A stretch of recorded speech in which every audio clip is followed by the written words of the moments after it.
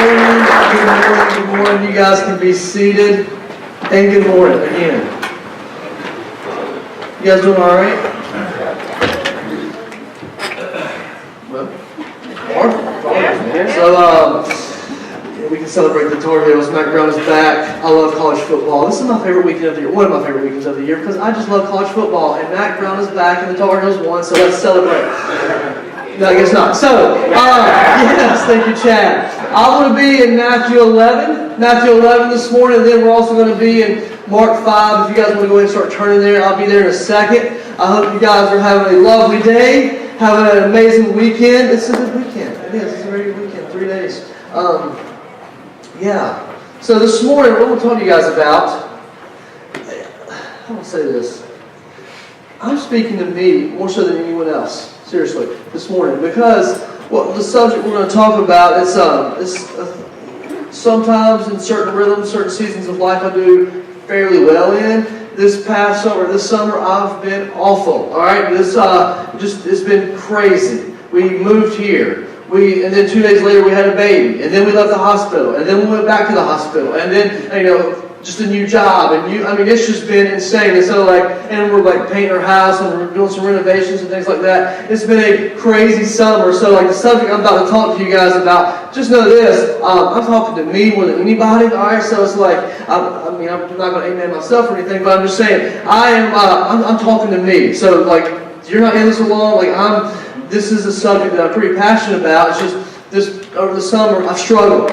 Let's read about it. Matthew 11. I've read this passage last time I spoke to you guys. It's become probably my favorite passage in all of Scripture, at least during this season of life.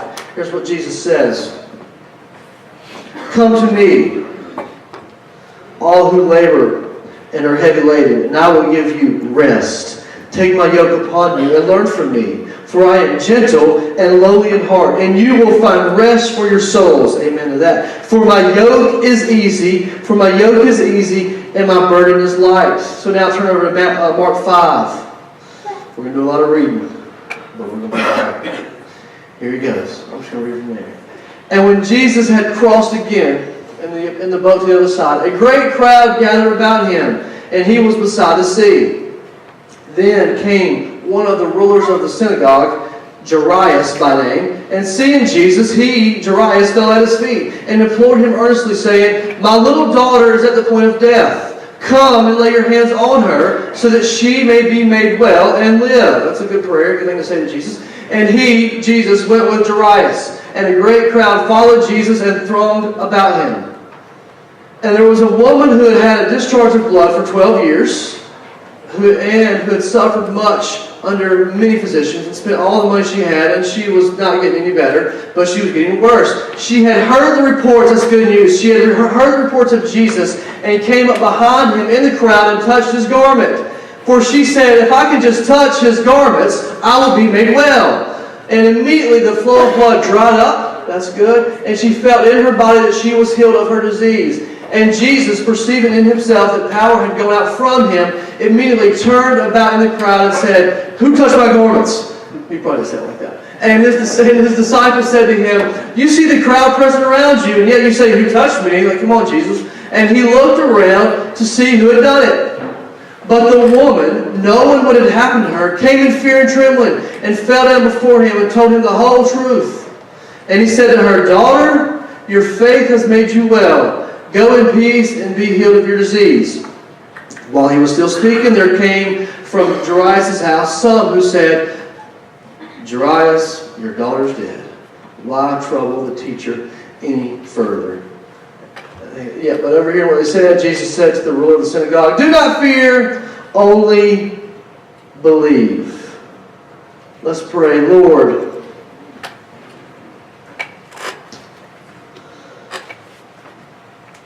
thank you for loving us. Lord, thank you, God, for your grace in our life.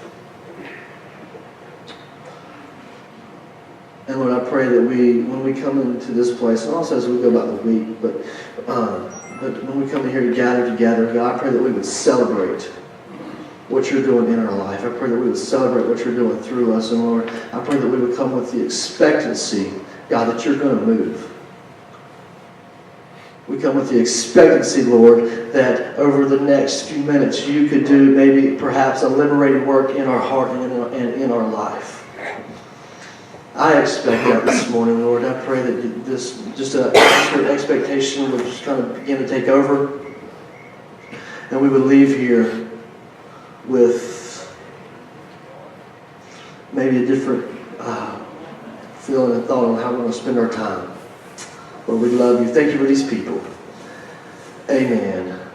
So, I told you guys it's been a crazy summer. Crazy summer. Asher, who's now 2 months old. Last time I talked to you guys, he wasn't born. He turns 2 months old, like roughly tomorrow. I think it's the second. Whatever the second is, I think it's tomorrow. He'll be 2 months old. And here's what happened with Asher. So we were supposed to go to Women's Hospital because obviously when this pregnancy started, we were in Jamestown. And also I love Women's Hospital. Has anyone ever been to Women's Hospital and had a baby there? No, that's the best place. All right, I love Women's Hospital. So we were going to go to Women's, and we ended up at Randolph because on our way to Women's, Lindsay said, "Oh no." It's always good news. Oh no. I feel the way I felt whenever we had Judah. So I was like, we're going to Randolph. All right, Randolph is our place. And let me tell you something about Randolph. I love Randolph. Pam, wherever you are, there she is. Pam was helping us out. She's a nurse there. Stephanie Van, she was helping us out. So Randolph was amazing. We had a great experience there. So I just want to make sure I throw that out there. I love Randolph. But we were on our way to Women's, and Lindsay says, "Oh no, I felt like the way I felt with Judah." So let me tell you about Judah. Judah is our 6-year-old son. This has nothing to do with anything, but Judah is the slowest person in the world, all right? So laid back, so slow. But anyways, now this day, June 24th, 2013, I'm on Wendover Avenue, Greensboro. It's 5 o'clock. It's crowded, right? That's what that means. Lindsay calls me, "Josh, my water just broke." We lived in Oak Ridge at the time, so it's like, around that time, since it's 5 o'clock, it would take a while to get there. But, all right, well, I'm on my way. And she's like, "Hurry." I'm like, "I got this. I'm on my way. We're good." So I'm cruising down the road. She calls me back. "Should I call an ambulance?" "No, I'm on my way. We're fine. Relax. Take it easy, okay? I got you, girl. We'll be there." Okay, cool. She calls me back 5 minutes later. "Should we call our neighbor?" Let me tell you about our neighbor. I love our neighbor. But she was like a 75-year-old woman, which is fine. But her license was taken away from her, okay? She's like, "Should I call my neighbor? Maybe she can take me to the hospital." I'm like, "No, I'm fine. I will get there. I'm just this busy traffic, whatever." I pull into my house. There's an ambulance there and our neighbor. Okay, both of the things are there in our house, right? She doesn't listen, obviously. So I get there, all right, well, ambulance, "Hey guys, what's going on?" This poor kid, it was his first day on the job, or he was 19 years old. First day on the job, 19, and Lindsay's majorly about to have a baby, all right, whatever. So they loaded her, they came there, so they just loaded her up in the ambulance, and they said, "Listen, Josh, you can't ride with us." I forgot why, but it seems kind of random, but whatever. "You can't ride with us, but if we turn our sirens on, don't try to keep up with us. You know where we're going. Just take it easy, all right? You'll get there eventually. Don't keep up with us. Just cruise along." Got it. So I get in my car. Lindsay's in the ambulance. I don't know where Annie is. I just thought about that. We had a 2-year-old at the time. I don't know where she is. She's somewhere. She wasn't with me. Where was she? Doesn't matter. I'll find out later. I have no clue where. She's a survivor, man. Annie's somewhere. I don't know where. Maybe she's with the neighbor. I don't know. Anyways, so Annie's somewhere. I'm in my car. Lindsay's in the ambulance with the little 19-year-old kid. This is his first day on the job. And we're just sitting there in our driveway for a while, just hanging out. What are we doing? So we start cruising along to Women's. And they don't have their sirens on, so we're following along normal speed. I call Lindsay's mom. I'm like, "Man, Lindsay is such a drama queen. I told her not to call this ambulance." And she called them, and she's "They're fine. They said that if they turn the sirens on, it's an emergency, but the sirens aren't on. It's all good." Lindsay is the drama queen. "It's no big deal. Just want to let you know. Don't worry about it. We're good. Everything's good." We get to the hospital. And, the ambulance can pull right up there. They have like valet parking pretty much. They pull right up to where they do their deal, and I found a spot. So I go in, and the insurance guy stops me. He's like, hey, need to talk, what's your name? And I'm like, John. And I'm like going real quick, right? Because this is kind of an urgent situation. I'm answering real quick. Like, my name's Josh Moses, blah, blah, blah, whatever. And he's like going so slow. I'm like, what are you doing? I'm like, did you not see my majorly pregnant wife here? We're about to have a baby. And finally I said, can I answer these questions like in a couple hours? Because we're about to have a baby. And he says, sir? He's kind of like, he was very nice, but he was kind of getting in with me because I was like trying to rush the process. And he said, I don't think you realize what's going on here. No, I'm pretty sure I do. I had one of these, I got it. And he's like, no, you don't. You had your wife, she had the baby in the driveway. All right, like, you missed the deal. All right? So much for that drama queen spill, your wife had the baby in the driveway. Like, you already missed it, it's fine. So now they're just like cleaning up. He's like, you want to answer these questions? I guess I will. And what he said, sir, you just need to relax. You just need to relax. Dallas Willard, who is, I quote way too much, I know that. I actually quoted him last time that I preached, and I will quote him twice right here, all right? And then I won't quote him again anymore, except for at Youth on Sunday nights, to which I will quote him almost every Sunday night. He was asked to describe Jesus in one word. Use one word, Dallas, to describe Jesus. He didn't say loving. He could have, but he didn't. He didn't say graceful or forgiving or whatever. He said relaxed. Use one word to describe Jesus. Relaxed. He said, can you imagine serving a Jesus who is stressed out? Can you imagine serving a Jesus who is constantly on the move, constantly on the go? You don't see that in the Bible. You see Jesus is just laid back and relaxed. Along those same veins, John Ortberg, who, this book right here, I would encourage you guys to read this. Like anything brilliant that I ever said probably comes from this book right here, The Life You've Always Wanted. We're going to hit it heavily this fall in youth. It was so heavy. But anyways, he was mentored by Dallas Willard.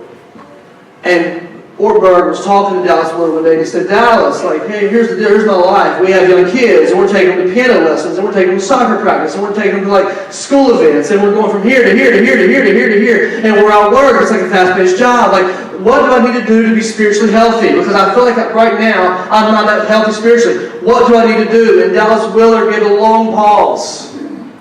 Ortberg writes, anytime you ask Dallas Willard a question, there's always a long pause before he answers. After a long pause, he says, you must ruthlessly eliminate hurry from your life. Ortberg says, cool. He writes that down. What else? Another long pause. That's it. You must ruthlessly eliminate hurry from your life.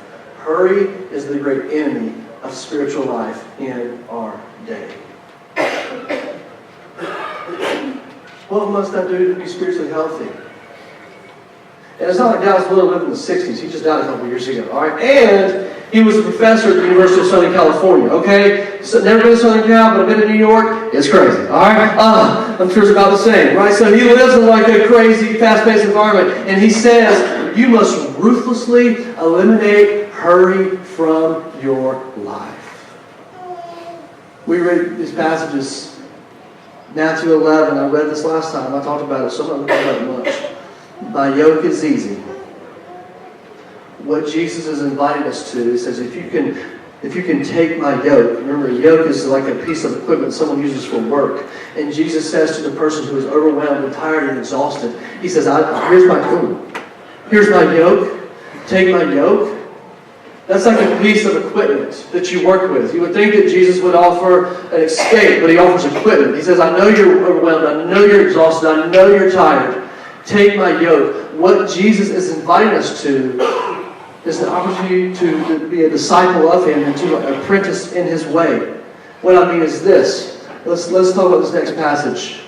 Mark 5. This is a crazy story. This is a frustrating story, especially if you're Jairus, right? Think about this. Jairus he's like a leader in the synagogue, which means that he probably looked at Jesus and thought, I don't like you, I don't trust you because the way you teach is a little bit crazy, okay? You're messing with the system, you're messing with the authority here. So he sets aside all prejudice because his 12-year-old girl is about to die. So Jairus goes to Jesus, falls at his feet and says, hey, Jesus, come heal my daughter. She's about to die. She's 12 years old. I need your help. Jesus is like, okay, cool. I got nothing else going on. I'm in. So he begins to make his journey with Jairus to where Jairus lives, right?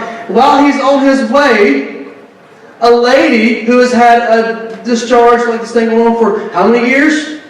Y'all are brilliant. For 12 years. And here's the deal about this. This lady has spent like everything that she has to try to get well. Nothing's worked. So when she walks around, you can read this in Leviticus 15. I'm not going to throw it up, but I don't even know if you have it. Don't worry about it though. Leviticus 15 talks about this. It says if this lady, if she has this kind of ailment, anything that she sits on becomes unclean. And anywhere she goes, it becomes unclean. So think about this. You're this lady who for 12 years all you've heard is, unclean woman, unclean woman, unclean woman, unclean woman. Oh, she touched that. I can't touch that now because then I'll be unclean. So this lady's an outcast. She probably hides from society naturally. Jesus is on his way to heal Jairus' daughter. This lady sees Jesus. She thinks, she had an expectation. A little plug from my man Jamie in the first service. She had an expectation. I think Jesus can heal me. She makes her way to Jesus, and then Jesus asks this crazy question. When she touched him, he says, who touched me? And Peter and the disciples are like, man, we were surrounded by a crowd. Who do you think touched you? Like, it could be anybody, you crazy. And Jesus is like, no. Somebody touched me. Imagine being Jairus at this point. Like, who cares who touched me? Like, we got to go heal the daughter. You know what I mean? Like, my daughter's about to die. We need you to hurry up, Jesus. And Jesus is like, no, man, somebody touched me.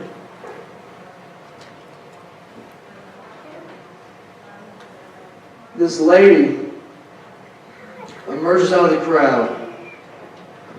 It was me. I touched you. I didn't really think of the cross. Like, oh, wow, the unclean woman, she's here. There she is again. And Jesus looks at her and he says, daughter, which is such good news. Daughter, your faith has made you well. I don't have time to really go tell that part of the story, but you could say this. Jesus is not intimidated by your story. He's not intimidated by your past. He's not, no matter how messy it is, like what your past doesn't have to define you. Because of Jesus, your past can be refined. And so what you think is your story won't want to be a part of your story because Jesus can heal your story. Daughter, your faith has made you well. Go in peace. Meanwhile, Jairus is like flipping out, like naturally. Well, we got to go, Jesus. Come on. And someone says, hey, Jairus. Someone from his house comes, hey, you know what? Don't even worry about it. Your girl, she's dead, man. Thanks a lot, Jesus. And Jesus is like, hey, you know what? Don't worry about it. She's going to live. Let's get to the house, whatever. We see this again in John 11. But it's even worse. John 11. So Mary and Martha, they send word to Jesus saying, hey, Jesus, our brother Lazarus, who's like your best friend, right? Mary, Martha, and Lazarus were siblings. They're always with Jesus. Hey, buddy, Jesus, Lazarus, your buddy, he's about to die. What does Jesus do? Gets up and leaves immediately? No, crazy. He stays where he is for 2 more days. Finally, after 2 days, he says, all right, let's go see Lazarus. By the time he gets to Lazarus, Lazarus has been dead for 4 days. He stunk. All right, that's what that means. He's been dead for 4 days, and so he gets back to where he gets to where Lazarus is, and Mary and Martha. This is that famous line that's quoted all the time. They said, "Lord, if you would have been here, Lord, if you would have been here, Lord, if you would have been here, my brother wouldn't have died. Lord, if you would have been here." But Jesus wasn't there. Why? Because he's in no hurry. That's frustrating. And then Jesus, he kind of, he cries with them and sympathizes with them, and then he raises Lazarus from the dead. So that's pretty cool. And I just want to say this: just because Jesus knows the outcome of your situation, doesn't mean he doesn't sympathize with your situation. Okay? He knows what you're feeling, and things don't always change. Things don't always get better. They didn't for Jesus. He died on the cross. Things will always get better. But Jesus knows and he cares. Anyways, he's never in a hurry. Great. What does all this mean, Josh? Well, thank you for asking. To quote the great Mariah Carey. I'm all over Christmas as you. No, I think Mariah Carey, I don't know who it was. Someone said it. People probably love it. Love takes time, right? Love takes time. Love takes time. What do people not have? Time.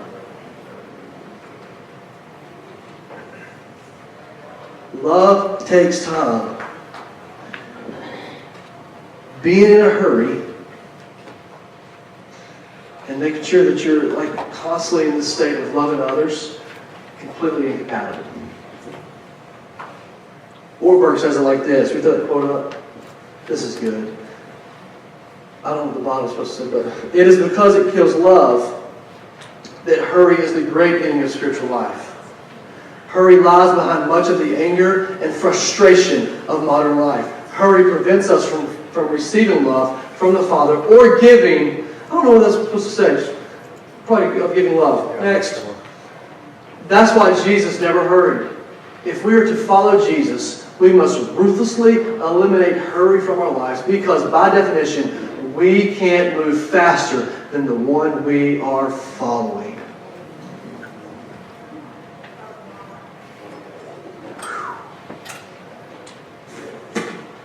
By definition, we can't move faster than the one we are following. You read Jesus' life, he's never in a hurry.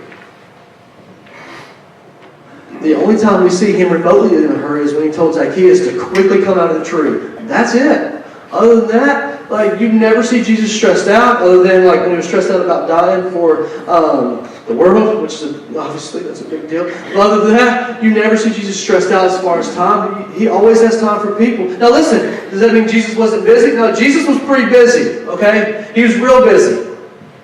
So I'm not saying you can't be busy. I'm just saying what I think is going on here, if you study the life of Jesus, is that hurry isn't about an overwhelmed schedule. Hurry is about an overloaded heart, where we're just completely overloaded with what's next, and this is what I'm doing this, and this is what I'm doing this day, and this is what I'm going to do tonight, and then I have to go here, I have to go here, and what time is it? Okay, let me check my phone, and blah, blah, blah, blah. I think hurry is more about the condition of our soul than it is our schedules.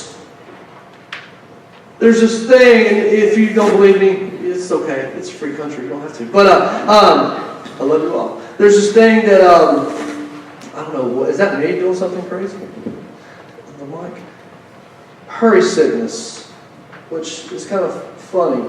And I'll just read it to you. This is what people say it is. People who study this for a living, much smarter than me. They say hurry sickness is a behavior pattern characterized by continually rushing and anxiousness, an overwhelming and continual sense of urgency. Here's some signs they say, you might have hurry sickness if you do this. I used to say Wendover, Ashburn. Dixie Drive is way worse than Wendover, okay? I'm serious. The other day, never mind. But, anyways, let's say you're on Dixie Drive and you're somewhere between Biscuitville and somewhere around Zoo Parkway. I don't know when it ends, but it's pretty long, all right? You're there. You're approaching the stoplight. You see 1, 2, 3, 4, 5, 6, 7 cars here. 1, 2, 3, 4, 5 cars here, and you're in this lane. You're trying your best to get over. You know what I mean? You're counting the cars, and if you're really good, what you do is this. Let's just say there's a couple cars, and you're okay, older car, older lady. Young, really beat up car, younger guy. I'm following that guy. You know what I mean? They're going to be quicker. Right? Here's something else. I do this. I don't know, but you're at a grocery store. You have however many items you have. You start looking. Like, don't go to Walmart for this. This is not fun, right? But you start looking at the aisles. Okay, this is the shortest aisle, right? You do that. But then, if you're really good, here's what you do. You have the competition set up in your head. You're like, okay, we have about 12 items here. We're in this line. They have about 12 items there. They're in that line. Let's see who's faster. And when you win, you're secretly happy. You're like, when you lose, you're ticked off at the cashier. Or I am. I'm like, what? Go work at Walmart or something if you can be this slow. All right? And then, here's what I do. I've done this a lot. I'm not proud of it, but I do. I'm like, dude, you're writing a check. It's 2019. Who writes checks for the groceries? I'm in a race with a man on aisle 6, right? And I need you to hurry up. Who writes? Just get a car. You know, like, this is what we do. Hurry sickness. There's more, right? You set up mock races. I did this week. This is why I'm like, okay, you know what? I just need to go public with my condition. I told Roman and Judah, take a bath and see who can go faster. They did. Judah probably didn't win because he slows off. But here's what happened. At the end of the bath, I went downstairs, turned on the TV, and flipped channels. And I thought, why did I tell them to go fast? So I can come down here and flip channels? I mean, it's not like 7 o'clock tip off Duke Carolina. It was like nothing is on. There is nothing to do. But I set up a mock race for my kids. Say, hey, see you go faster. Why? So I can watch too. It's not even watch a show. I just flipped. There's a lot more. I'll stop. This is kind of funny. Time Magazine in the 60s. Why am I quoting Time? I don't know. It's fun. Time Magazine in the 60s. This article ran. I'm going to read it to you. This is hilarious. Time Magazine noted that back in the 1960s, expert testimony was given to a subcommittee of the Senate on time management. The essence of it was that because of, this is the 60s, advances in technology, within 20 years or so, people would have to radically cut back on how many hours a week they worked, or how many weeks a year they worked, or else, you ready? They would have to start retiring sooner. The great challenge, they said, in the 60s, was that people would do, what would people do with all their free time? Fast forward 50 years later, this is what we do. It's good. It's where it needs to be. This is what we do. We rush. I gotta get a short line. Blah. So I pull my phone out. Oh wow, cool. That's what's going on Instagram. Cool snap. Is that a phrase? Cool snap. I don't know. No, okay. Don't say that. Don't say cool snap. Tell me what you say. Yeah, like, okay, cool. Oh, what's Trump tweeting about now? Like, whatever. Guilty. Okay, I'm talking to me. Guilty. So the question, or statement that I hear all the time, something I said, man, you know what? I think life would be a lot better if there were more hours in a day. Question, what would you do with those extra hours? Probably go home and just enjoy time with your kid. No. You're going to do exactly what you do now. You're just going to do more of it. Thank God there's only 24.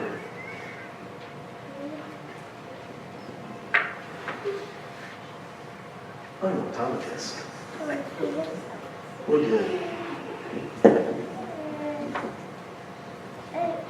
To quote Charles Moses, are you with me? That's good.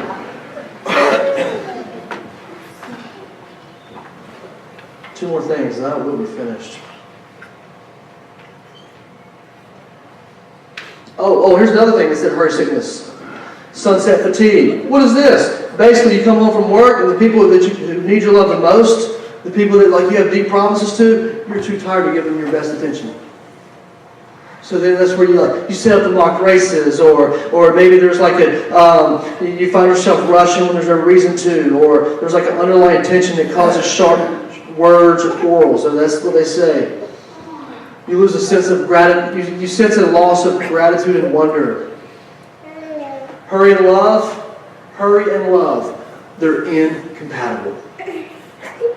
Ruth Haley Barton, who I'd encourage you to read. She's brilliant. Women are pretty smart. They're brilliant, okay? Here's what she has. This is from her book, Strengthening the Solo of Your Leadership. 10 signs you're moving too fast. Number 1, you're irritable, especially with those you're close with. Number 2, hypersensitive.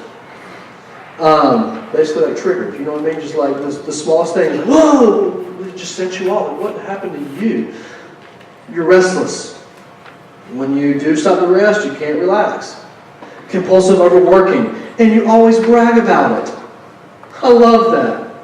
What have you been doing? Man, I've been working, man. What about you? Me too. I'm busy. I work all the time. I'm just a working man. They call me the working man. Oh. Numbness. You can't even feel what's happening because you're just like worried about what's next. Escapist behaviors, alcohol, social media usage, whatever. Disconnected from your identity or calling. This is true. There's people, maybe in this room, not just speaking to me. You have dreams. You have a calling from God. You have you had a vision for your life. Ironically enough, because of the way you hurry, that vision, that dream, that calling has become a shell of itself. And you're completely disconnected. 8 is blocked by a camera to turn around. Not able to attend to basic human needs like rest, or maybe go to the gym, work out, whatever, because I'm just so busy. Hoarding energy. Number 9, you can't devote energy to others because you have to keep it for yourself. 10, slippage in spiritual practices or disciplines.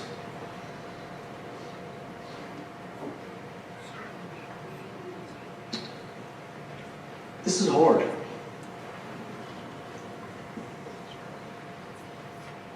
2019, to have a conversation on slowing down is so tough.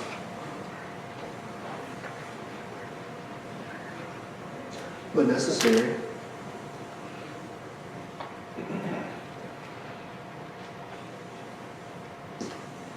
What do you propose? I think I have an idea. Maybe. I'm not going to hit on this too much because I hit it hard last time I talked, but I do think there's something to be said, again, about practicing a weekly Sabbath. Not a day off, but one day a week. You resign as the CEO of your universe. You say, you know what, for one day, I don't care if it's Sunday, I don't care if it's Friday night at 6 o'clock, it's Saturday night at 6 o'clock, I don't care. Just take 24 hours. You say, you know what, for the next 24 hours, I'm not going to worry about accomplishing anything. I'm not going to worry about accumulating anything. I'm just going to practice the Sabbath. I'm just going to rest in what I have. I'm going to rest in who God is. I'm going to wake up and cook breakfast for my family or go out to eat with my family or whatever. Like, I'm just going to be completely present. I'm not going to run errands. I'm just going to be present. Number 2, I think silence and solitude. Like, just do this daily. Jesus, like before he started his ministry, he was by himself for 40 years. 40 years, that's a long time. For 40 days. And then after that, before he would pick some of his disciples, he'd get by himself and just be silent before the Lord.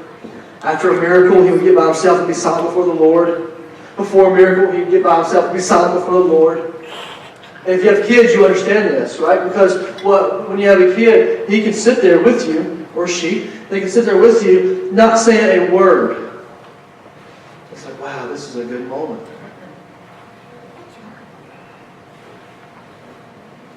And I think, pretty sure, I think God would love if, like, tomorrow morning you woke up and you said, you know what, I'm not going to turn on any music.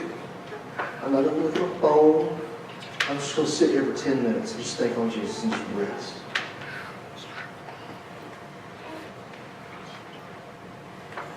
Some stuff I've tried to do this week. And Friday was so irritating because I don't know what was happening Friday on Dixie Drive in Fayetteville Street, but it was nuts, okay? But this week, some stuff I was trying to practice is like, you know what? I'm not going to just be switching lanes. I'm just going to sit right here. And if it takes me 3 minutes longer to get there, whatever. I'm not going to go to I'm not going to go down the whole store looking for the shortest line. Like if I find one that's remotely close, I'm going to just sit, I'm going to go, I'm going to take that one. And then, see, I'm from the 90s. Okay, I love the 90s. People talk about the 80s. And that's fun. You grew up in the 80s. I grew up in the 90s. I love the 90s, okay? Give me Zach Morris, Saved by the Bell, all of it. Anyways, so in the 90s, there was this thing called, you had to entertain yourself. Okay, really weird concept. And what you would do, the idea is this, is that you didn't have a phone. So when you're at the grocery store, you just had to sit there and maybe oh, what's happening on People Magazine this week? Or, new candy bar. Or you just sit there. It's really weird, I know, but that's what used to happen. So this week I'm all right, whenever I'm waiting, I'm not going to put my phone out. I'm just going to sit here.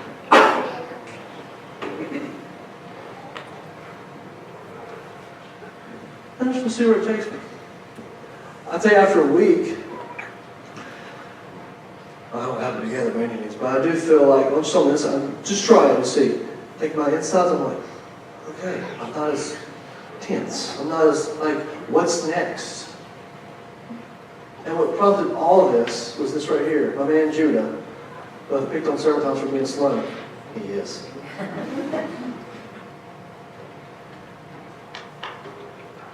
We were talking, and we were doing something. I don't know what we were doing. We were doing something. And I said, Judah, hurry up. To which he replied, why? To which I thought, brilliant.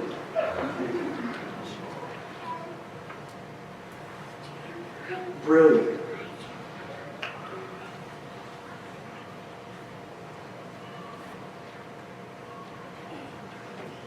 Culture's going to speed us up anyway.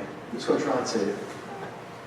So just talking to parents, this is something I'm learning. If you're an older parent, I don't know.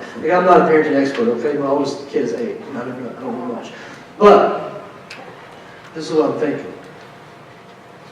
Culture is going to try to speed our kids up naturally. Why am I trying to speed Judah up, right? And out of the same breath say, hey, if you want to live the life of Jesus, you need to adopt the lifestyle of Jesus. When you study Jesus' life, and he's so slow. He's not in a hurry. So I'm like, well, yeah, good question, Judah. Why? I don't need to speed you up. Like the patient. In fact, Judah, you know what? I'm going to be like you. I want to be slow like you, buddy. It makes sense. Will I be late? No, I just leave earlier. What did God say? Wow. I close with this. Just Eugene Peterson's words in Matthew 11. Oh, so good. This is what we read at the beginning. He says, this is kind of paraphrasing Jesus. Are you tired? You worn out? Burnt out on religion? Come to me. Get away with me and you will recover your life. I'll show you how to take a real what? I'll show you. That's that take my yoke from me. That's that if you want to live the life of Jesus, you have to adopt the lifestyle of Jesus. We talk a lot in the church about theology, which is obviously we should. We talk a lot about morals, which we should. You know, we don't talk about much the way Jesus spent his time. We should. His lifestyle. I think it's a big triangle. I'll show you how to take a real rest. Take my yoke upon you. Learn from me, right? Walk with me and work with me. Oh, there it is. Walk with me and work with me. Watch how I do it. Learn the unforced rhythms of grace. Learn the unforced rhythms of grace. I can't read that sentence for some reason. Stop there, it's education. Learn the unforced rhythms of grace. I won't lay anything heavy or ill-fitting on you. Keep company with me, and you'll learn how to live freely and lightly. Keep company with me, and you'll learn how to live freely and lightly. Lord God, I pray over these people. And band, you guys come on up. God, I pray over these people.